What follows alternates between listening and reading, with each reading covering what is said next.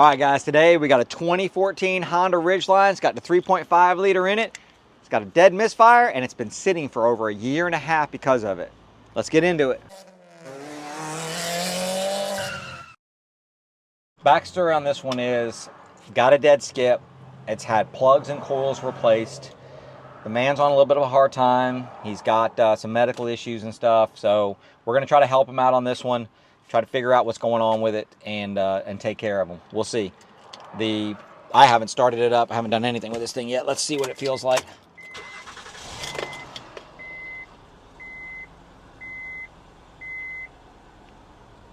Definitely a dead skip. I know you guys can't feel that, obviously, but no, they can see it now. That thing is, it's flashing, flashing light. Yeah, so we got a dead skip. Miles. Let's get it in the bay. It's not gonna. Where is it at? Over there. Select reset.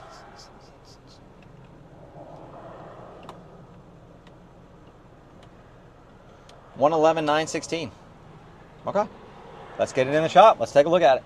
We got a PO306. That's the only cylinder that's showing up on here. It's got one dead cylinder. It's a dead hole. So let's just go out here. Let's go with the PO306. Let's get out here and let's figure out. We're under a little bit of a time crunch today. We're trying to help this guy out. And let's see if we can't.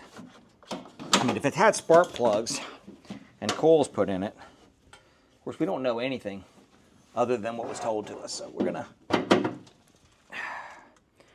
I think it's 135246. I think 6 is here. I'm going to verify that before I go any further. Let me verify that because I don't want to be chasing. Well, actually, you know what? Sure, it started up. We're going old school here, guys. We're going old school. Dead hole. I want to verify this is number 6. It's unhooked. It made no change whatsoever.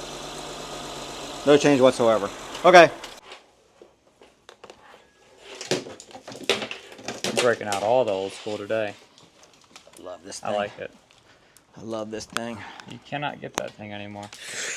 No, I was just talking to PicoScope Justin yesterday about this. He's got one of these, the same neon green. He's like, I got the Bosch one.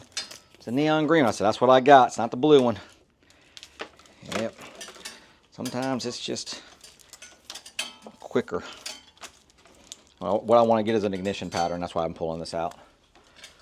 The battery has been dead in that thing for a decade, but you can still go by, you know, on the outside source there. Secondary quick check. We won't be able to screen record on this one.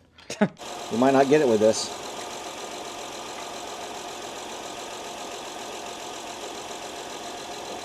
Oh, this is making me sad. All right.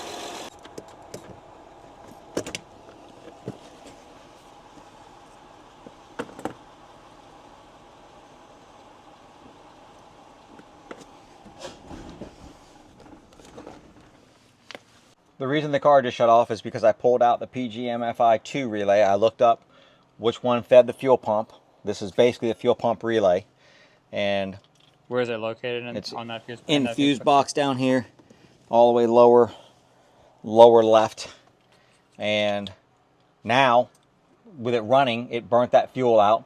And then I spun it over just to make sure, because we have to have a normal cadence to, you know, if it's got fuel trying to get in there, it's going to go all over the place. So now we should be able to do it and hear if it's got any kind of a you know, lopey or inconsistent cadence when you're spinning it over. And it sounds perfectly fine. All right, let me pop this back in there. We know we got good compression on this vehicle. We got even compression. I can tell that from my ears. If you're not good with that yet, do a relative compression test. A lot of the eScan Elite will do that right through the DLC, or you can go on the battery and do that. We've got videos on that where you can do it on a scope and do your relative compression to be sure. Because I'll tell you what, guys, the worst feeling in the world is to have a misfire, throw a bunch of parts at it, and then come to find out it's an internal engine problem. That is the absolute worst thing, the worst feeling. This one, it's already had plugs put in it. It's already had a coil put on it. We've got good compression. I went straight to the injector. So here's what I've got. I've got my red lead on this injector. So I'm thinking that's 4. I've got my, please don't move them around. They were so difficult to get in. I'm not touching them. We're good. Okay. I've got my green lead in the power circuit going to the number 6 injector, which is our questionable one, and I've got my yellow back probed into the control side. So that's where we're at. What would I have here? Let's go ahead, Sherwood, and fire it up so we can see that I'm connected. We've got all the red lights off. I'm going to start deep record. Okay. That's all I need. All right, guys, look at here. This is quick. This has been a quick one. What was that noise? Oh, leaves? I love it when a plan comes together. Tell me the TV show that's from. Here is our good injector. We see it's getting turned on. It's firing. Got our kickback. Here's our bad one. Right? It's being grounded, but it's not. We got no kickback. This is a shorted injector. Whoops.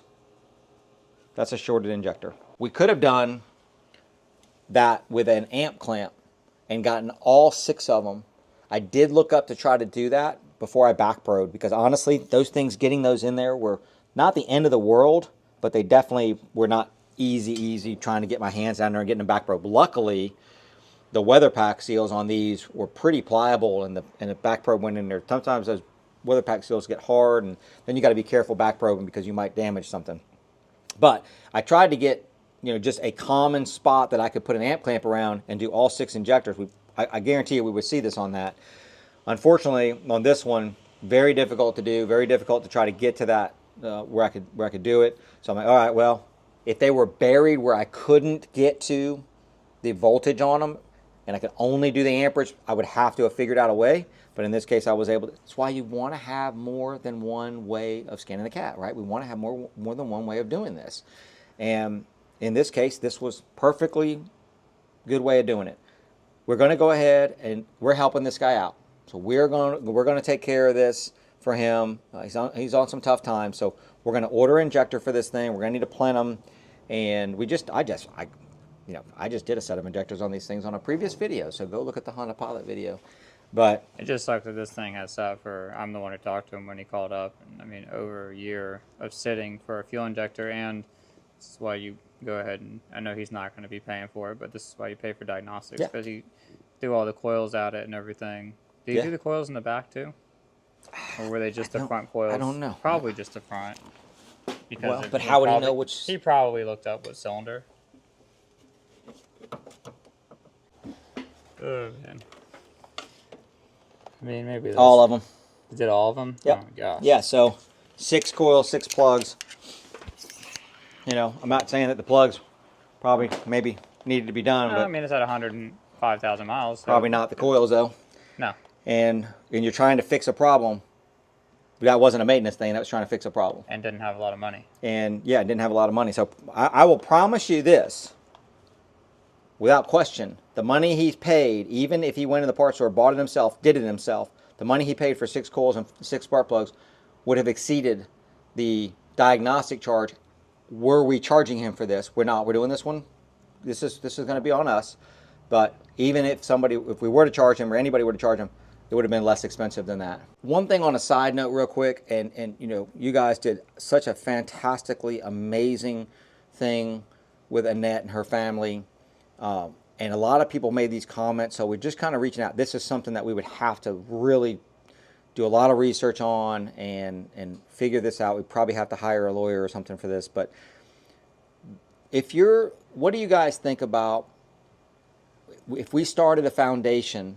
Because this is something we can take care of, not the biggest deal in the world, but there's a lot of other people out there that need help. And we used to do a thing on where we would have Miss Pat's helping hands. Miss Pat was my mom, and we would bring cars in on one day, on a Saturday, and we would invite other technicians from around us to come in, and we had some other people that volunteered to come in.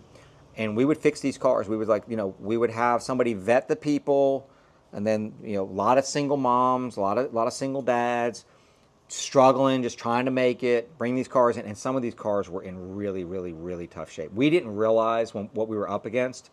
A lot massive amount of tires, brakes. Some of them we had to keep. Some of them were like, we can't let you drive it. We had to keep the vehicle and fix it because they were so dangerous. We would love to be able to do something like that again, and love to have an ongoing thing where, listen, if somebody comes in and then we just hear the story, and obviously you can't help everybody every time, but what do you guys think about? Leave a comment down below about us starting that, and then you guys donating. We're not asking for you guys to donate a ton of, and this may be you guys be like, no, I don't want to do that. Let us know in the comments. We're just reaching out just to see if that's something that's even feasible for to even have on the plate, I guess, the burner down the road. So if it is, leave a comment down there. Let us know. While you're down there, hit that subscribe button, hit that bell notification, hit that thumbs up. All right, let's get an injector for this thing. Get the plenum gaskets and all that, and get an injector in it. All right, we're up here early on a Friday morning trying to get this guy going, and got the other injector out. So here's the old injector out of number 6.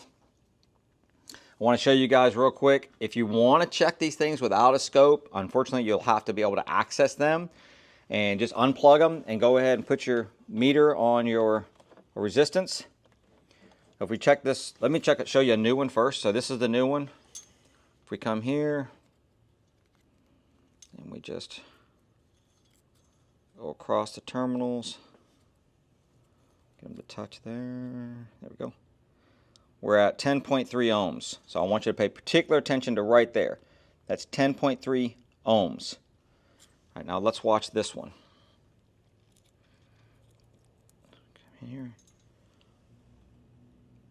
Right, mega ohms.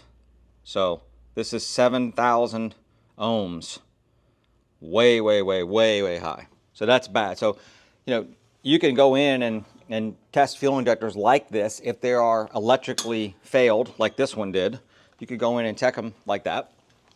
The downside of that is you have to have access to them. That's why the scope is so good, because if you don't have access to them, like obviously trying to get to this one would have been doable, I guess. I mean, it would not have been a fun day to attempt to get there and to try to do that. But I mean, push comes to shove. You got that clip I gave you? Push comes to shove. If that was your only option, we could have done it on this one. But there's many vehicles where absolutely no way on the planet that you're going to be able to access them to do that, and then you'll have to pull the plenum off, or whatever you've got to do to get to them.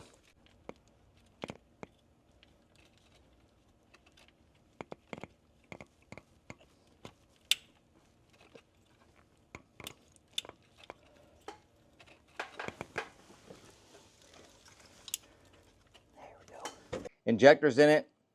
I've got the red channel on the injector on number 4 where it was. I've got the yellow channel on number 6 where it was.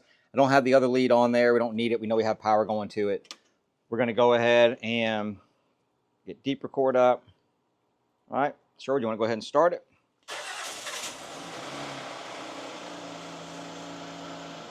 All right. Whoops. Oh, I hit deep record again. Hit it twice. All right. But we can see, without question, it is working perfectly now. We're just going to take this for a quick ride around the block here. I did check the oil in it. I want to have the tires checked and all that stuff just because it's been sitting. But we just want to do a quick ride around the block just to see, rides out smooth and everything. Seatbelt. Runs out smooth here so far. And for something that's been sitting for so long, got a bad vibration. We haven't checked on the apartments in a while. No, the front ones are all open. It says all commercial vehicles must go back here.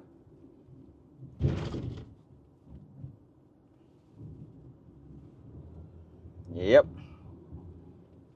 Drivetrain vibration. Yeah, something in the drivetrain. Ooh. But the engine's running great. And the oil was real clean. Probably did that when he did the spark plugs and the coils. Yeah, then it says it's due next oil service is 119,044. It's got 111 on it, so I don't know how often they're doing their oil changes, but 10,000 it looks like. yeah, that isn't something I would want to do. Yeah, it's got a transmission issue of some type. Yeah. It just went to accelerate. We'll check all the fluids in it for him and see if we can't. Might even be able to flush it and help a little bit. Maybe. I mean, it's 111. So Yeah. it's showing. Yeah. All right, guys, that's it for this one. One fuel injector. Car's running good. Normally, what we would do in a situation like this is put 6 fuel injectors in, or at least offer that. We're trying to help him out. We got one in it. It's running fine. It's going to get him on the road, get him into a better place. So we appreciate you guys watching. You know what to do if you liked it. Hit that thumbs up. Hit that subscribe button. More of you are doing that. Go ahead and hit that thing. Hit the bell notification. Leave a comment down below. Appreciate you watching. We'll see you in the next one.